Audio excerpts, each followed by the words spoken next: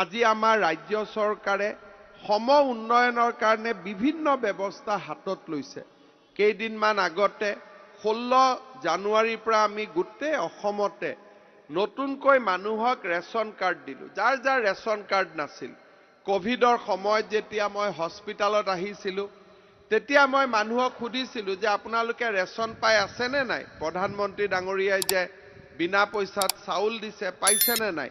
বোলে আমাৰ ৰেচন কাৰ্ডে নাই, চাউল ক'ৰ পৰা পাম?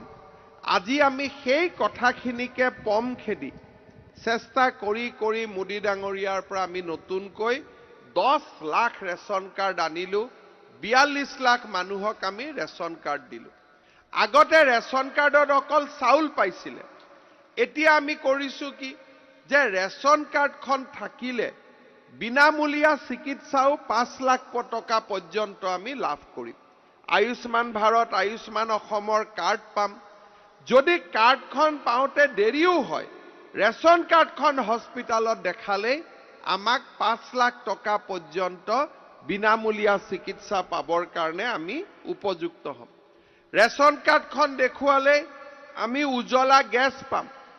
বাহিৰত গেছৰ দাম 900 টকা, কিন্তু উজ্জ্বলা গেছৰ চিলিণ্ডাৰ থাকিলে আমি গেছ 600 টকাত পাম। আগতে ৰেচন কাৰ্ড পাবৰ কাৰণে মাহিলী এটা নিৰ্দিষ্ট ইনকাম আছিল। 9,000 টকাতকৈ বেছি ইনকাম হ'ব নোৱাৰে। নিম্ন মধ্যবিত্ত মানুহখিনিকো ৰেচন কাৰ্ডত আনিবৰ কাৰণে এতিয়া আমি কি কৰিছোঁ, যে আমি 33,000 টকা মাহত উপাৰ্জন হ'লেও আমি ৰেচন কাৰ্ড পোৱাৰ ব্যৱস্থা কৰিছোঁ। অহা বছৰ আমি কি কৰিব খুজিছোঁ, যে এই ৰেচন কাৰ্ড থকা মানুহখিনিক আমি ইন্সুৰেন্স কৰিব খুজিছোঁ। ডেথ আৰু এক্সিডেণ্ট ইন্সুৰেন্স প্ৰিমিয়াম চৰকাৰে দিব। এক্সিডেণ্ট ইন্সুৰেন্সৰ এই ইন্সুৰেন্স আমি চৰকাৰে কৰি দিয়াৰ লগে লগে মানুহৰ যদি এক্সিডেণ্টত ইঞ্জুৰি হয় বা মৃত্যু হয়, প্ৰধানমন্ত্ৰী ডাঙৰীয়াৰ ইন্সুৰেন্সৰ পৰা আমি 2 লাখ টকা পৰ্যন্ত লাভ কৰিব পাৰিম। অৰ্থাৎ এখন ৰেচন কাৰ্ড আগতে অকল চাউল আছিল, এতিয়া চাউলৰ লগত মেডিকেল হ'ল, মেডিকেলৰ লগত উজ্জ্বলা গেছ হ'ল, উজ্জ্বলা গেছৰ লগত ইন্সুৰেন্স হ'ল। ভৱিষ্যতলৈকে মই এটা চিন্তা কৰিছোঁ, মই য'তে যাওঁ মানুহে কয় ছাৰ মই অৰুণোদয় পোৱা নাই, কোনোবাই কয় পাইছোঁ, কোনোবাই কয় পোৱা নাই। এইবাৰ আমি লাহে লাহে নিয়ম কৰিব খুজিছোঁ যে যাৰ ঘৰতে ৰেচন কাৰ্ড আছে সেই ঘৰতে এটা অৰুণোদয় পাব। তেতিয়া আৰু বেছি হুলস্থুলো নালাগে। সেই দিশত আমি অহা বছৰৰ পৰা কাম কৰিব খুজিছোঁ। তেতিয়া ধনী দুখীয়াৰো কথা নাই। 52 লাখ মানুহ অসমত ৰেচন কাৰ্ড আছে, 52 লাখে অৰুণোদয় পাব। হিন্দু মুছলমান ধনী দুখীয়া একো নাই, চবেই পাই গ'ল, ঝামেলা খতম, হয় নহয়? কিন্তু যাৰ যাৰ ঘৰত ৰেচন কাৰ্ড আছে তেওঁ যদি অট'মেটিক অৰুণোদয় পাই যায়, তেতিয়া চবেই হাত দাঙি দিব, হয় নে নহয়? গতিকে সেই ধৰণে আমি আজি নতুন নতুন কথা আমি চিন্তা কৰিছোঁ। লাহে লাহে একেলগে আমি 52 লাখ কৰিব নোৱাৰোঁ, কিন্তু লাহে লাহে আমি সেই দিশলৈ লৈ যাব খুজিছোঁ। এতিয়ালৈকে 27 লাখ পৰিয়ালে অৰুণোদয় পাই আছে। এইবাৰ আমি আৰু বঢ়াম, অহাবাৰ বঢ়াম, 26ত বঢ়াম। এনেকে বঢ়োৱাৰ লগত যদি ৰেচন কাৰ্ডৰ নম্বৰখনো আমি টেগ কৰি দিব পাৰোঁ, তেতিয়া এটা পৰিয়ালত 2টা নাপাব, সকলোৱে পাব। কোনো ধৰণৰ কাজিয়া পেচাল ভেজালি নাথাকিব। কেইদিনমান আগতে আমি মহিলা আত্মসহায়ক গোটৰ কাৰণে আমি ফৰ্ম পঠাইছিলোঁ, য'ত নেকি আপোনালোকে 10,000 টকা পাব। কোনে কোনে ফৰ্ম ল'লে? বা চব ফাৰ্ষ্ট, চবেই লৈ ল'লে ফৰ্ম। এতিয়া ফৰ্মখন পঢ়িছেনে নাই কি লিখা আছে? আপোনালোকক যে মই 2টা গছ পুলি ৰুব দিছিলোঁ, পুলি 2টা জীয়াই আছে নে নাই এইটো কওক। কাৰ কাৰ আছে হাত দাঙক। বা ঠিক আছে। কিন্তু ৰেচন কাৰ্ড পাব লাগিলেতো 3টাতকৈ বেছি বাচ্চা হ'ব নোৱাৰে 10,000টো পাবৰ কাৰণে। কাৰ কাৰ 3টাতকৈ কম আছে হাত দাঙক। 3টা বা 3টাতকৈ কম।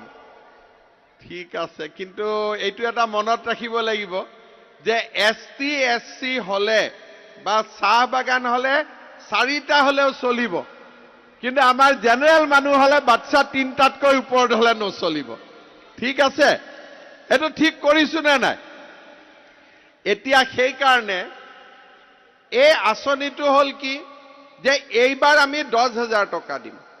10,000 টকা দিলে আপোনালোকে মৌ মাখি কৰিব, কোনোবাই কণী কৰিব, কোনোবা লেয়াৰ কৰিব, যি ব্যৱসায় কৰে, যোনে 10,000 টকাটো ভাল কৰি খৰচ কৰিব, তেওঁলোকক অহাবাৰ আমি কি কৰিম, বেংকৰ পৰা 12,500 টকা আনি দিম আৰু আমি 12,500 টকা দিম।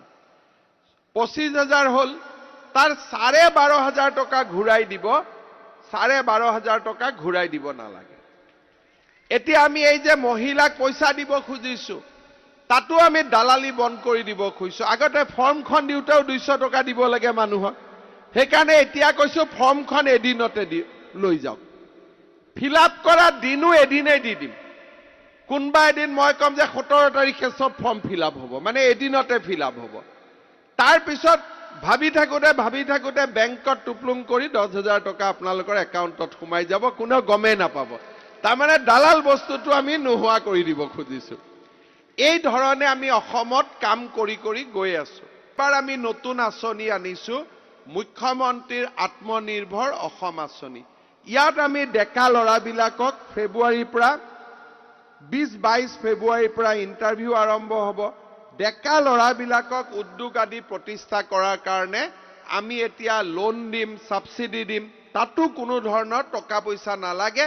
আমাৰ বিধায়কসকলে বহি ধুনীয়াকৈ লিষ্টখন চাই দিব আৰু আমি সেই ধৰণে আমি ল'ৰা ছোৱালীক আমি কাম কৰাৰ কাৰণে আমি আগবঢ়াই দিব পাৰিম। আজি যেনেকৈ চকীঘাটত ইমানটা আত্মসহায়ক গোটে ইয়াত মাতি লৈছে, যদি গ্ৰুপৰ সদস্যবিলাকে লগত চৰকাৰৰ পৰা পইচাও পাই যায়, টকাও পাই যায়, তেতিয়া তেওঁলোকে কাম কৰি খাব পাৰিব।